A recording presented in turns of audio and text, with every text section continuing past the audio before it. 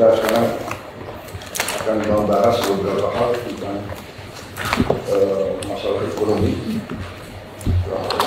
Sekarang saya mulai ini juga atas Pak Menko Pak. Jadi tujuan dari kebijakan. Silakan. Ibu izin bertanya, saya Akbar dari Bisnis Indonesia. Sebelumnya kan Pak Menko Airlangga mengatakan bahwa ada 6 paket insentif yang belum disampaikan tadi. Kan tadi yang disampaikan ada 5, yang belum disampaikan itu ada diskon tarif listrik sebesar 50% kepada 79,3 juta rumah tangga. Ya. Itu kenapa jadi tidak ada, Ibu? Apakah ada pertimbangan tertentu mengapa diskon tarif listrik ini akhirnya tidak dilakukan? Terima kasih.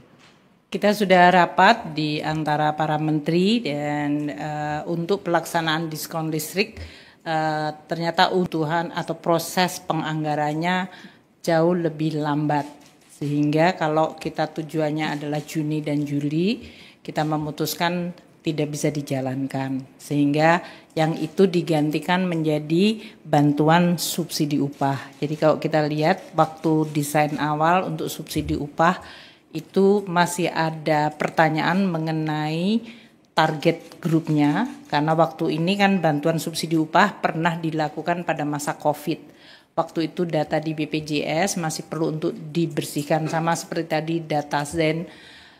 Dan sekarang karena BPJS Tenaga Kerja datanya sudah clean untuk betul-betul pekerja yang di bawah 3,5 juta, dan sudah siap, maka kita memutuskan dengan kesiapan data, kecepatan program, kita mentargetkan untuk bantuan subsidi upah. Siap. Terima kasih Bu. Saya Emir Bu dari CNBC Indonesia. Mau tanya terkait dengan diskon tarif tol itu kan sifatnya sukarela Bu ya kepada BUJT.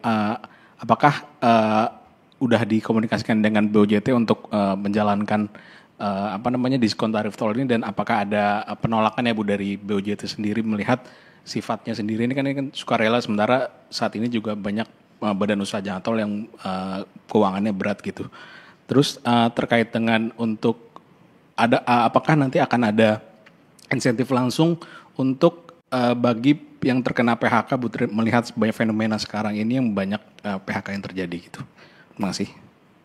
Untuk yang tadi diskon tarif tol, Kementerian PU surat edaran. Memang betul ini kan non APBN, jadi badan BUJT tadi, Badan Usaha Jalan Tol yang akan melakukan, kita selama ini tetap akan memantau mengenai hitung-hitungan bisnis mereka.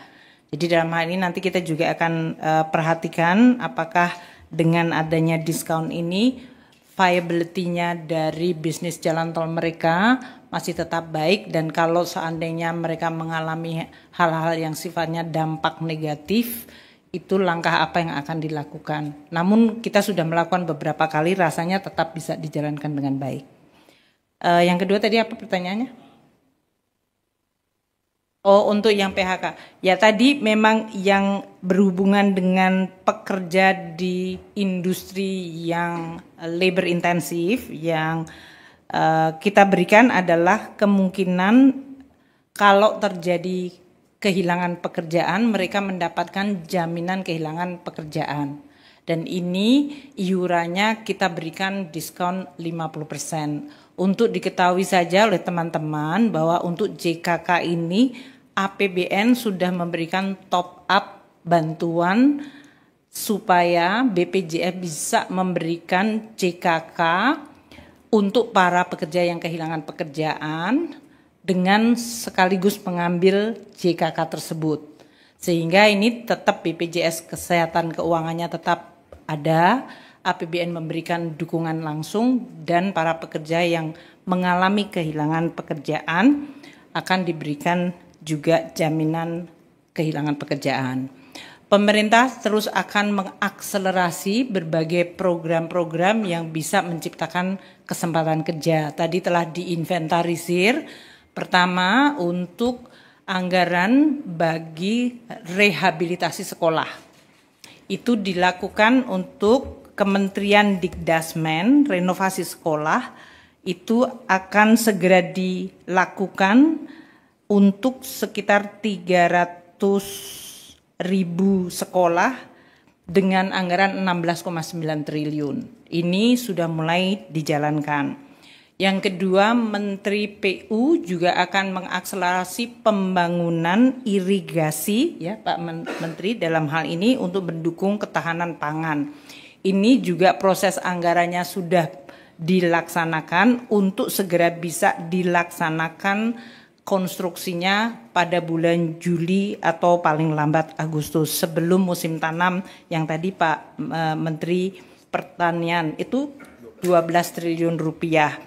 Dan juga untuk sekolah rakyat itu ada 100 titik plus 100 dari swasta dengan jumlah murid 10.000. Ini di luar yang tadi saya sudah sampaikan mengenai Koperasi Merah Putih, kemudian program untuk akselerasi pembangunan dan kepemilikan perumahan untuk masyarakat berpendapatan rendah, yaitu 2 juta upgrading rumah plus 350 FLPP untuk masyarakat berpendapatan rendah.